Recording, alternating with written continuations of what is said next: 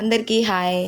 నేను chicken recipe చేయబోతున్నాను. Chicken curry, మిర్చి, టమాటో జ్యూస్, పెరుగు, ఆనియన్స్, పసుపు, గరం మసాలా, ధనియా పౌడర్, సాల్ట్, పచ్చిమిర్చి, పుదీనా, కొత్తిమీర, అలాగే అల్లం వెల్లుల్లి పేస్ట్, కొబ్బరి, ఇవన్నీ వేసి ఇప్పుడు ఒక 10 మినిట్స్ అవుతుందండి. చికెన్ ఇలాగా కొంచెం బాగా ఉడికిన తర్వాత 1 బై 1 వేసుకోవాలి.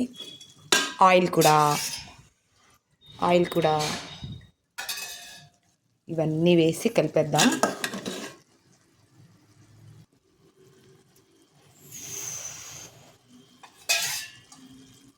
ఫస్ట్ 2 స్పూన్స్ ఆయిల్ అండి ఇలాగా వేసుకోవాలి.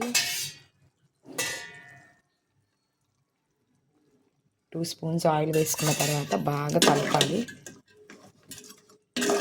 చికెన్ బాగా ఉడికిపోయింది. కొంచెం హై మోడ్లో పెట్టి కొంచెం బాగా కుక్ అవ్వాలి ఆయిల్లో.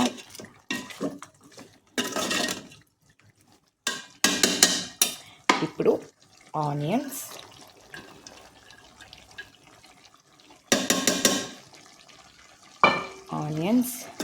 బాగా మిక్స్.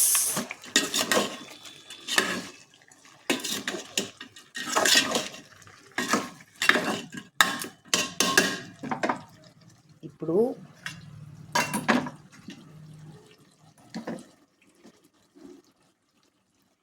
ఈ చిల్లీ మిరపకాయలు ఇందులో వేసేయాలి.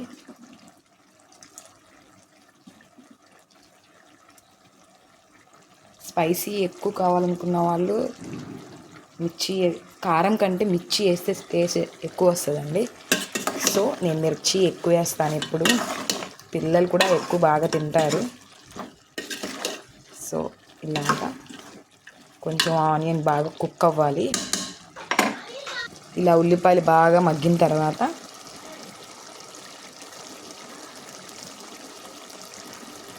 టమాటో ప్యూరీ, టమాటాలు ఒక 5 టమాటాలు మిక్సీలో వేసుకొని బాగా మెత్తగా అయినట్టుగా ఇలా చేసుకోవాలండి. చేసుకున్న తర్వాత బాగా మిక్స్ చేసుకోవాలి.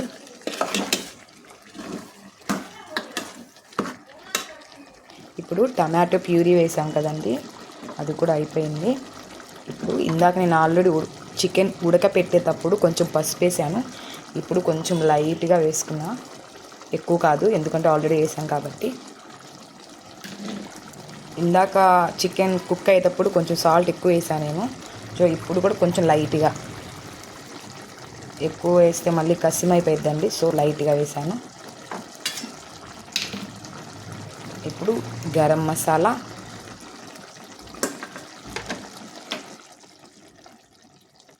ధనియాల పౌడర్,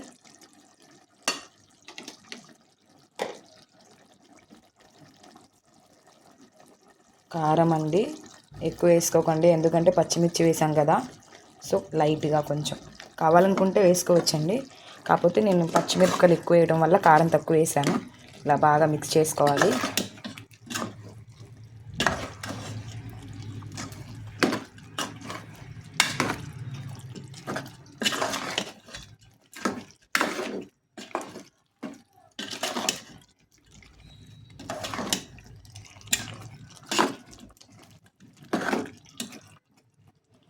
ఇలా ఒక 5 మినిట్స్ తర్వాత పెరుగు వేసుకుందాం.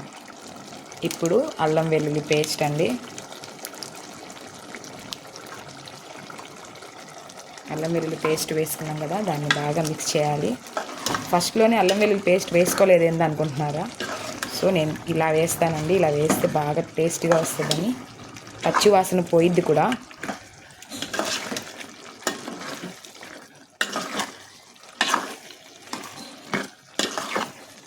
అంటే మనం ధనియాల పౌడర్ అవి వేసాం కదా, అలా దానివల్ల పచ్చివాసన రాదండి. బాగా కుక్ అయిపోద్ది కాబట్టి రాదు.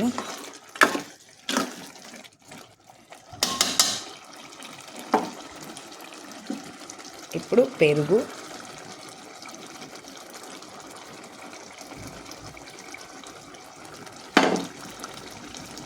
కొత్తిమీర, పుదీనా, బాగా మిక్స్ చేసుకోవాలి. చూసారుగా బాగా కుక్ అయిపోతుంది. చికెన్ బాగా ఉడికిపోయింది. ఇంకా ఒక 5 మినిట్స్ కుక్ అయిపోతే చికెన్ కర్రీ రెడీ. ఇప్పుడు నేను రాగి సంగటి చేయబోతున్నానండి చికెన్ కర్రీలోకి. ఇది ఒక 5 మినిట్స్ ఉంది కదా, అది కుక్ అయ్యేలోపు ఈ రాగి సంగటి చేసేస్తాను. ఇందులో ఒక చిన్న గ్లాస్ బియ్యం అంతా వేసానండి, నానబెట్టాను ఒక హాఫ్ అన్ అవర్. ఇలా ఒక 5 విజిల్స్ వచ్చేదాకా కొంచెం ఉప్పు వేసుకున్నా ఇందులో. ఇప్పుడు కుక్కర్ మూత పెట్టేద్దాం. ఇలా కుక్కర్ పెట్టేశానండి. ఒక 5 విజిల్స్ రావాలి. ఒక చిన్న గ్లాస్ బియ్యం బాగా ఉడిపోయి గుజ్జుగా అయిపోవాలండి. ఇది కుకింగ్ అయిపోయేలోపు ఒక 5 మినిట్స్లో అది విజిల్స్ వచ్చేస్తుంది. అది బాగా అన్నం ఉడికిన తర్వాత దించిన తర్వాత ఈ రాగి పిండి అందులో వేసి బాగా పప్పు గుత్తితో మెతపాలండి. చూపిస్తాను నేను మీకు. ఇలా అన్నం బాగా మెత్తగా అయిపోయింది. దీన్ని బాగా పప్పు గుత్తితో మెత్తగా చేయాలి.